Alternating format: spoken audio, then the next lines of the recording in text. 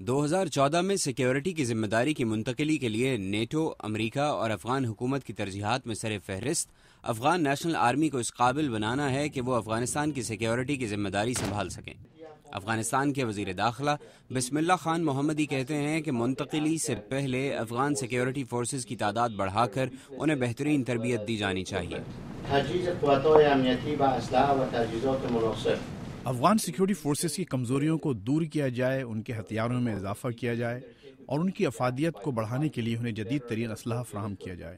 یہ ایک سیاسی فیصلہ نہیں ہونا چاہیے، بلکہ منتقلی افغانستان کے موجودہ حالات کو ذہن میں رکھ کر کی جانی چاہیے۔ ہمیں یہ یقینی بنانا چاہیے کہ یہ منتقلی ناقابل واپسی ہوگی۔ مبصرین کے مطابق صرف سیکیورٹی فورسز کو تربیت دینے اور مسلح کرنے سے تبدیلی نہیں آئے گی۔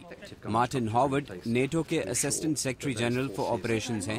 وہ کہتے ہیں کہ نیٹو صرف افغان آرمی اور پولیس کو تربیت دینے پر کام نہیں کر رہی، بلکہ ایک ایسا سسٹم بنا رہی ہے کہ آرمی اور پولیس کا سٹرکچر مضبوط ہو، انہیں اپنی ذمہ داریوں کا علم ہو اور وہ جواب دہ ہوں۔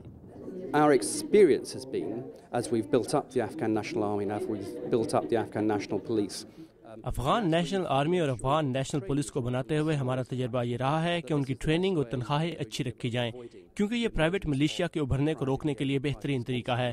اس لیے ہم اس چیز پر بہت توجہ دے رہے ہیں کہ ایک آئینی اور ریاستی آرمی تشکیل دی جائے۔ بعض ماہرین کہتے ہیں کہ افغانستان کی معیشت اور سیاست نیٹو افواج کی موجودگی سے جڑی ہے، اس لیے نیٹو افواج کا انخلاء افغانستان کے لیے سیکیورٹی کے علاوہ دیگر چیلنجز بھی پیدا کرے گا۔ یہ افغانستان کے لیے بہت مشکل ہوگا کہ آنے والے بہت سے برسوں تک وہ سیکیورٹی فورسز سمیت اپنے مکمل اخراجات اٹھا سکے۔ میرا خیال ہے کہ عالمی برادری کو اس کا اندازہ ہے اور وہ سمجھتی ہے کہ ہمیں وہاں سے ملٹری کی مصروفیات کم کرنے کے لیے یہ اخراجات اٹھانے ہوں گے، مگر مجھے لگتا ہے کہ اس کے ساتھ ساتھ ہمیں وہاں معاشی ترقی کے ایسے پروگرام لانے ہوں گے جن کی بدولت افغانستان کی حکومت اس قابل ہو جائے کہ وہ خود اپنے وسائل سے اپنی حکومت کے اخراجات پورے کر سکے۔ زہرا بھمن کابل میں بسنے والی ایک سماجی کارکن ہیں۔ وہ کہتی ہیں کہ افغان عوام 2014 تک اور بہت سی تبدیلیاں دیکھنے کے خواہش مند ہوں گے۔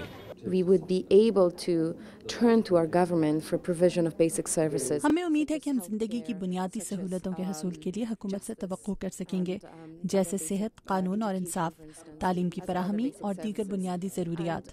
ہم یہ بھی چاہیں گے کہ حکومت سے باہر بھی سیاسی نظام مضبوط ہو۔ جیسا کہ ہم جانتے ہیں کہ 2014 افغان صدارتی انتخابات کا سال بھی ہے، تو ہم مضبوط امیدواروں کو میدان میں لا سکیں اور ایک ایسا نظام بنا سکیں کہ وہ سب دوبارہ نہ ہو جو افغان حکومت کی زیر نگرانی گزشتہ انتخابات میں ہوا۔ مبصرین اس اندیشے کا اظہار بھی کرتے ہیں کہ اگر 2014 میں نیٹو افواج کے انخلاء تک افغان معاشرے میں ایسی مثبت تبدیلیاں نہ آئیں جو عوام کو مطمئن کر سکیں تو افغانستان پھر سے خانہ جنگی کی طرف لوٹ سکتا ہے۔ نیٹو اور امریکہ 2014 تک افغان نیشنل آرمی کی تعداد 3 لاکھ سے اوپر لے جانا چاہتے ہیں۔ ماہرین یہ توقع کر رہے ہیں کہ اس وقت تک افغان نیشنل آرمی کم سے کم کچھ علاقوں کی سیکیورٹی سنبھالنے کے قابل بن جائے گی۔ محمد عاطف، اردو VOA، واشنگٹن۔